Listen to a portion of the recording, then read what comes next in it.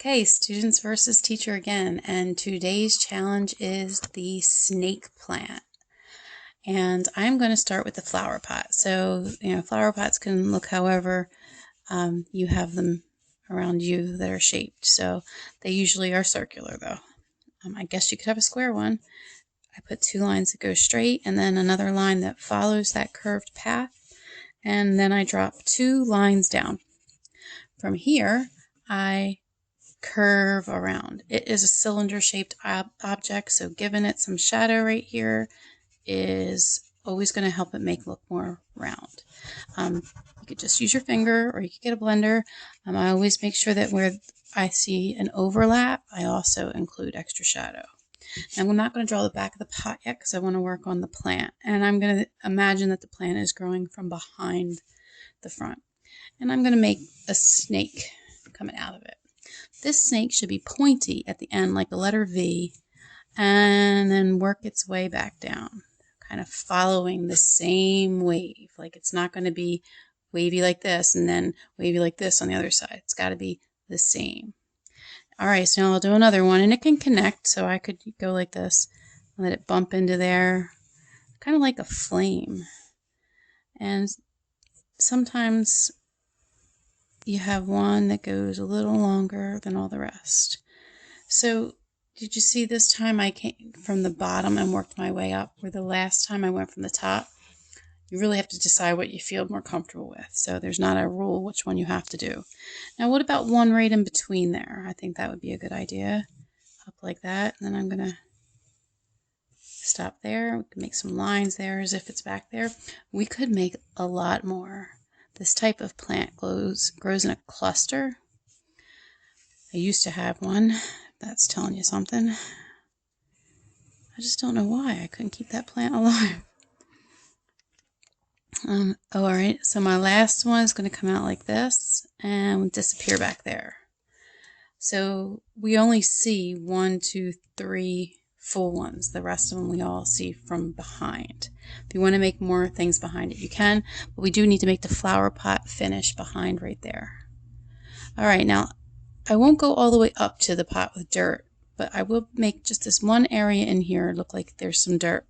I could pretend this is all plant and just a little dirt right there. That makes it look like the back of the plant is raised up, or the back of the pot is raised up. Alright, I'm going to sharpen that line, and we're going to start some shadow. This is a really easy plant to shadow. There is a dark patch that runs through the middle and a yellow patch that runs along its edges. So I'm going to color as if I am not touching the line. And I'm pretty light with it because once I blend on this, it's going to look great. Now this plant, this one I feel like is going in front of this one, so I am going to let that part bump the edge like it went behind where the yellow part would be. And now I'm talking about colors, and I'm drawing with pencils, so I have to encourage you to get out those color pencils.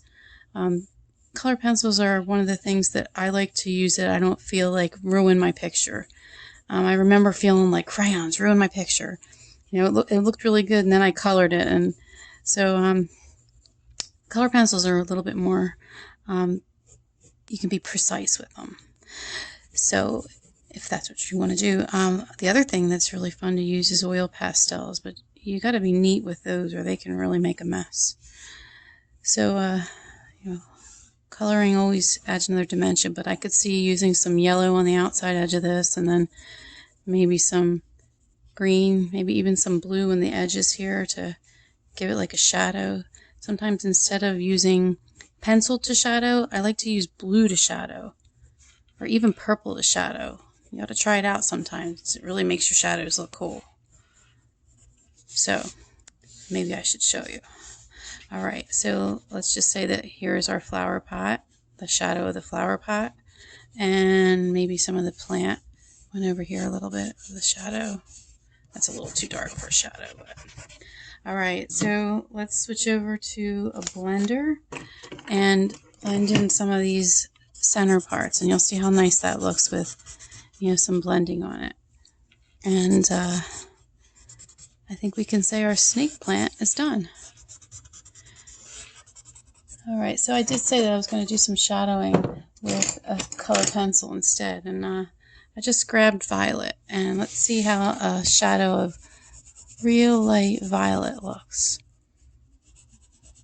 Really kind of creates some interest. So if you ever wanted to try some shadow with something other than gray, grab a blue or a purple, and I think you might be happy with that choice. All right, best wishes.